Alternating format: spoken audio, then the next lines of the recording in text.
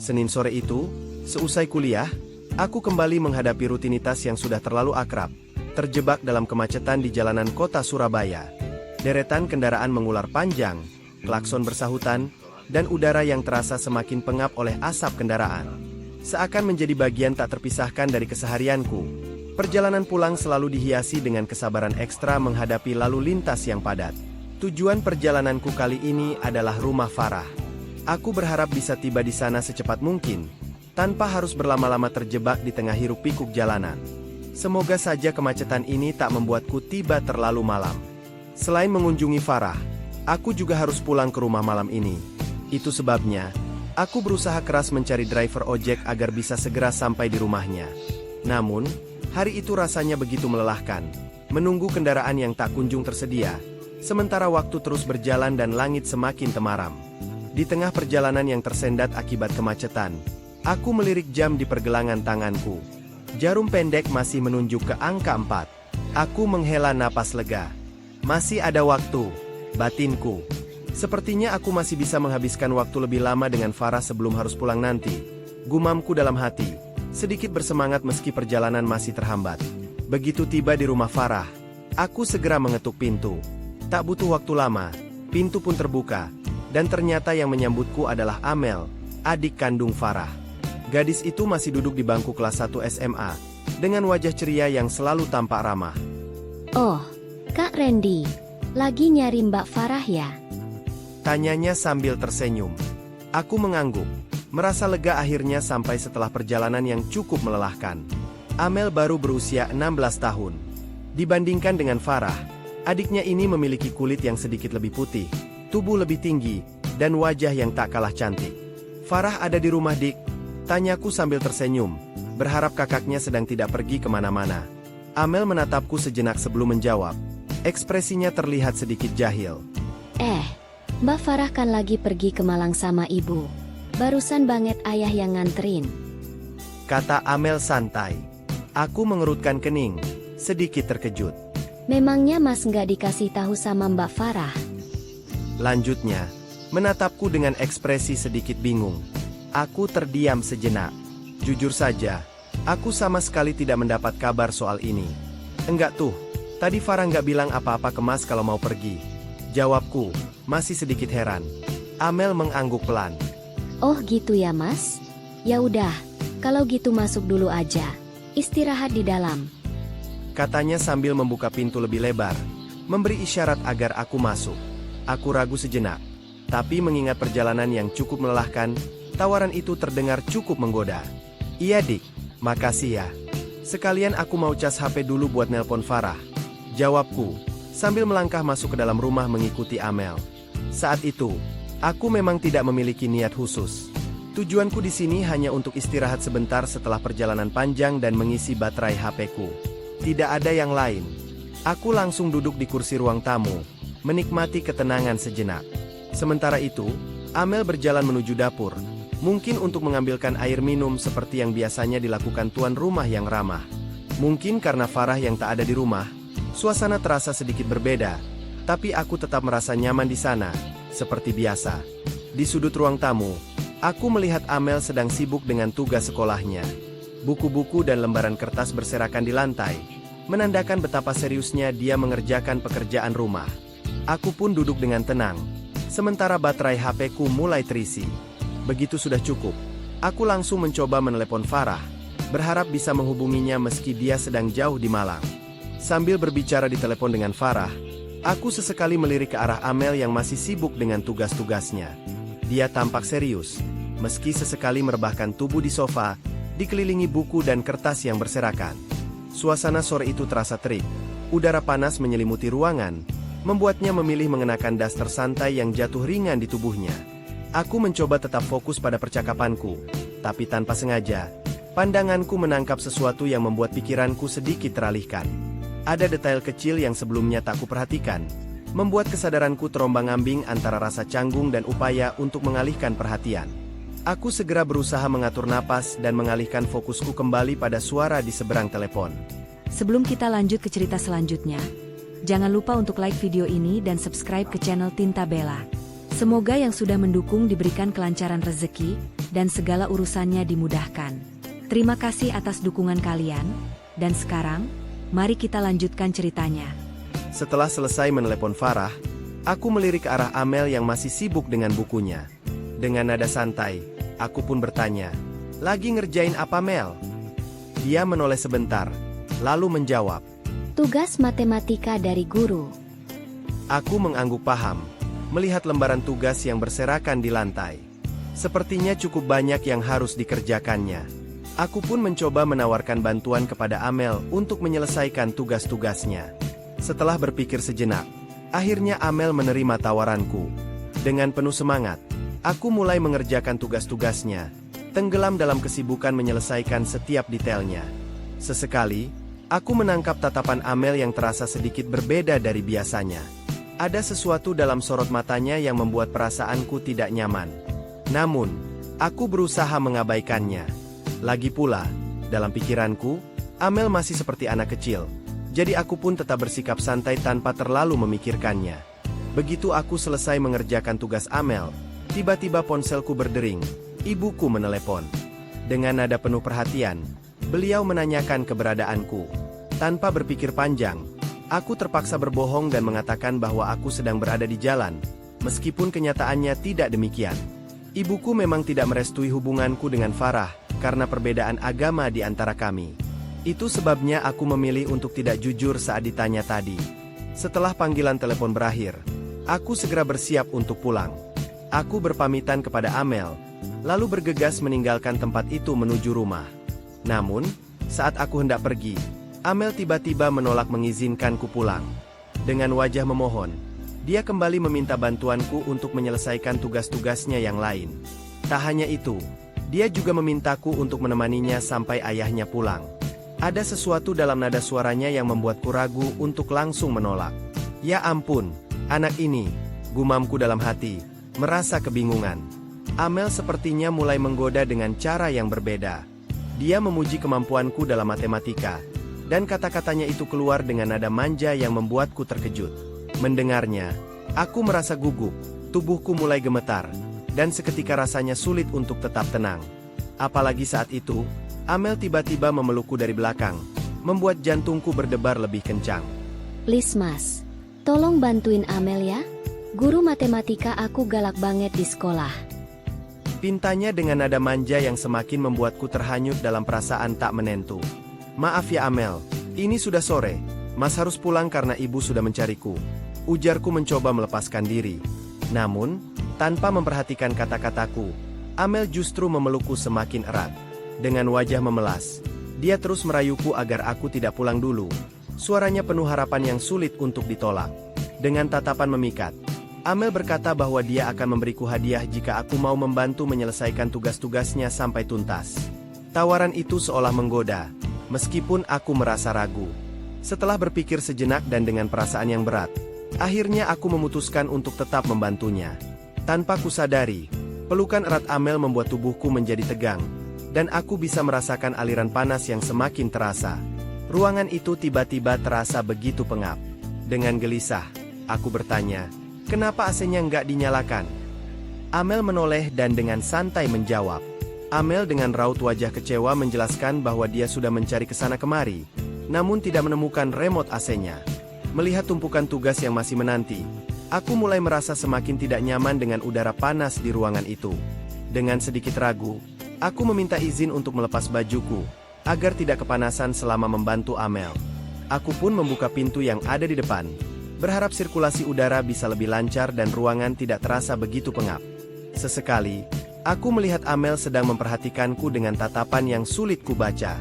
Dalam diam, aku juga menyadari bahwa tubuhnya mulai terlihat basah oleh keringat, seiring dengan hawa panas yang semakin terasa. Setelah setengah jam berlalu, akhirnya aku menyelesaikan semua tugas yang Amel minta. Aku menghela napas lega, tapi tubuhku masih terasa tegang, seolah ada sesuatu yang belum sepenuhnya mereda. Pikiran-pikiran yang sulit dikendalikan berkelebat di kepalaku, menciptakan gelombang perasaan yang tak terduga. Beberapa hal yang tadi kulihat tanpa sengaja terus terngiang di benakku, membuat fokusku sedikit terganggu. Saat itu, aku duduk bersila dengan kedua tanganku menyangga tubuhku di belakang, berusaha merasa lebih nyaman. Namun, Tiba-tiba Amel melompat dan duduk di pangkuanku, membuatku terkejut. Aku bisa merasakan perubahan dalam suasana yang semakin canggung dan intens. Karena kaget dan panik, aku langsung mundur dengan cepat, berusaha menghindari situasi yang tiba-tiba itu. Gerakanku yang tergesa-gesa hampir saja membuat Amel terjatuh. Dia terlihat kebingungan dan bertanya dengan nada manja. Mas, kok menghindar sih? Amel kan cuma mau bilang terima kasih. Maaf ya Amel, tadi aku kaget pas lihat kamu melompat, jadi aku refleks menghindar. Jawabku dengan gugup. Amel diam sejenak sebelum melanjutkan. Kenapa gitu? Memang Mas nggak suka ya? Tanyanya, dengan ekspresi yang sulit kubaca, seolah ingin memastikan apa yang sebenarnya terjadi di pikiranku. Aku menarik napas dalam, mencoba mengendalikan kegelisahan yang sejak tadi berputar di dalam dadaku. Jangan aneh-aneh, Amel. Ucapku dengan suara lebih tegas, berusaha menutupi kegugupanku. Kalau kamu terus begini, aku kasih tahu ibu dan kakakmu. Namun, bukannya merasa jera, Amel justru menatapku dengan sorot mata penuh tantangan. Senyumnya tak memudar, seolah menikmati reaksiku. Mas ini cerewet banget. Katanya, suaranya lembut namun penuh keyakinan. Kalau memang nggak suka, kenapa dari tadi itu kelihatan tegang? Aku terdiam. Ada sesuatu dalam caranya berbicara, mungkin kepolosan, mungkin juga keberanian, yang membuatku semakin sulit menemukan kata-kata yang tepat. Ruangan terasa semakin hangat, bukan hanya karena udara, tetapi juga karena ketegangan yang perlahan tumbuh di antara kami. Aku menelan ludah, berusaha keras menjaga kendali atas perasaan yang bercampur aduk dalam diriku. Jantungku berdebar semakin kencang, seolah tak bisa dikendalikan. Aku merasa gelisah, buru-buru mencoba menenangkan diri dan merapikan posisiku agar terlihat lebih wajar. Saat itu, aku berdiri tepat di hadapan Amel, yang masih duduk dengan tatapan penuh arti. Namun, sebelum aku benar-benar bisa menguasai perasaanku, tiba-tiba aku merasakan sentuhan ringan yang membuat seluruh tubuhku menegang. Aku terkejut, pikiranku seketika kacau. Aku menatap Amel dengan campuran perasaan yang sulit dijelaskan, antara kaget, bingung, dan canggung. Ruangan yang tadinya terasa panas kini seakan makin sempit, membuat udara terasa semakin berat untuk dihirup. Amel. Suaraku nyaris bergetar, mencoba mencari kata-kata yang tepat, tapi tenggelam dalam pusaran perasaan yang tak terduga. Aku terlonjak kaget, lebih dari sebelumnya. Rasanya seperti ada gelombang kejutan yang menghantamku, membuat tubuhku menegang seketika. Refleks, aku meraih tangan Amel, mencoba menghentikan tindakannya. Namun, bukannya merasa bersalah atau mundur, dia justru menatapku dengan mata penuh rasa ingin tahu. Mbak Farah pernah pegang ini nggak Mas? Tanyanya dengan polos, namun dengan nada yang membuat dadaku semakin berdebar. Aku tercekat. Kata-katanya begitu tiba-tiba, membuat pikiranku berputar cepat mencari jawaban. Anak ini benar-benar nakal banget, gumamku dalam hati, tak tahu harus merespons bagaimana. Ruangan yang tadinya sudah terasa pengap kini semakin sempit dengan keheningan yang menggantung di antara kami. Aku menarik napas dalam, mencoba menenangkan diri meski pikiranku masih berantakan. Dengan suara yang sedikit bergetar, aku bertanya, Amel, sebenarnya kamu mau apa? Dia menatapku dengan ekspresi yang sulit ditebak, lalu tersenyum kecil sebelum menjawab. Aku cuma ingin kasih hadiah ke Mas, karena Mas sudah bantuin aku ngerjain tugas. Jawabannya terdengar sederhana, tapi entah kenapa ada sesuatu dalam caranya bicara yang membuat dadaku semakin berdebar. Aku menatapnya, mencari kepastian dalam matanya, sementara perasaan canggung dan penasaran bercampur menjadi satu. Ruangan terasa begitu sunyi, seolah hanya ada kami berdua di dalamnya. Setelah berhasil menenangkan diri, aku perlahan duduk kembali di kursi dan mulai mengemasi tasku, berusaha mengalihkan perhatian. Namun, sebelum aku sempat benar-benar fokus, Amel kembali membuatku terkejut. Dia duduk di sebelahku, begitu dekat hingga aku bisa merasakan kehangatan tubuhnya. Wajahnya hanya berjarak beberapa inci dari wajahku. Matanya menatapku dengan sorot yang sulit ku terjemahkan. Aku menelan ludah, dadaku kembali berdegup kencang, sementara pikiranku berusaha mencari cara untuk menghadapi situasi yang semakin tak terduga ini. Aku terdiam, jantungku seakan berhenti sesaat mendengar permintaan Amel yang begitu tiba-tiba. Tatapannya penuh rasa ingin tahu, polos namun juga membuatku semakin gelisah.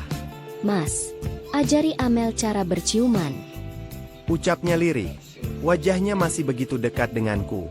Amel pengen tahu seperti apa rasanya. Kan belum punya pacar.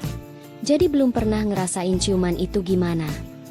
Aku menelan ludah, mencoba mencari kata-kata yang tepat. Ruangan terasa semakin sunyi. Hanya suara napasku yang terdengar sedikit tak beraturan. Aku tahu ini bukan hal yang seharusnya terjadi. Tapi sorot mata Amel menuntut jawaban yang membuatku semakin bingung. Aku menarik napas panjang, berusaha mengendalikan gejolak di dalam dadaku. Dengan lembut, aku meraih tangan Amel, mencoba menenangkan situasi.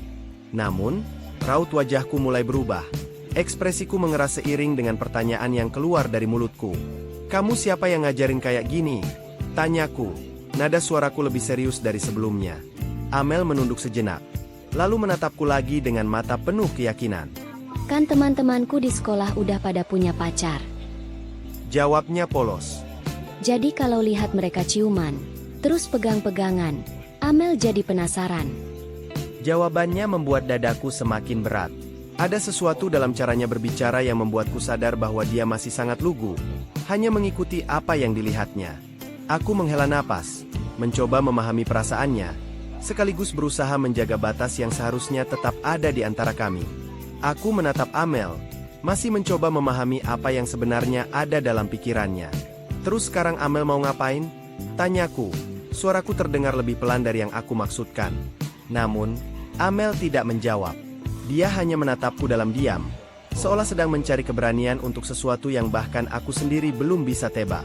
Perlahan, dia mendekat, begitu dekat hingga aku bisa merasakan napasnya yang hangat. Saat itu, semuanya terasa seperti berhenti sejenak. Aku tidak bisa bergerak, pikiranku kosong, sementara dadaku berdebar semakin cepat. Ada sesuatu dalam caranya mendekat yang membuatku tersadar akan situasi ini, sesuatu yang tidak seharusnya terjadi. Aku ingin mengatakan sesuatu, ingin menegaskan batas yang seharusnya ada di antara kami. Tapi entah kenapa, kata-kataku tercekat di tenggorokan, dan aku hanya bisa terdiam dalam keheningan yang semakin pekat. Aku merasa seolah ada sesuatu yang mengendalikan diriku, seperti suara kecil yang terus menggelayuti pikiranku, membuatku bingung dan terombang-ambing dalam situasi ini. Aku mencoba untuk tetap berpikir jernih dan bertanya lagi, berusaha mencari pemahaman di balik tindakannya. "Amel, kamu belajar dari mana ini?" Tanyaku dengan nada yang lebih lembut, mencoba menggali lebih dalam. Dia menatapku sejenak, lalu menjawab dengan jujur. Aku lihat teman-temanku di sekolah. Mereka sering melakukannya pas lagi belajar kelompok. Jawaban itu membuatku terhenyak. Ada kesan ketidaktahuan dalam dirinya, yang hanya mengikuti apa yang dilihat tanpa memahami sepenuhnya apa yang terjadi. Aku merasa bingung, terperangkap dalam dilema antara memahami rasa ingin tahunya dan menjaga jarak yang seharusnya ada dalam hubungan kami.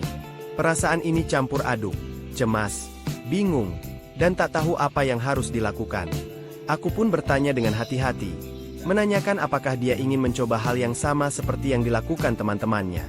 Amel, dengan mata yang penuh harap, berkata dengan lembut, Mas, Amel ingin sekali belajar. Ingin merasakan apa yang mereka rasakan.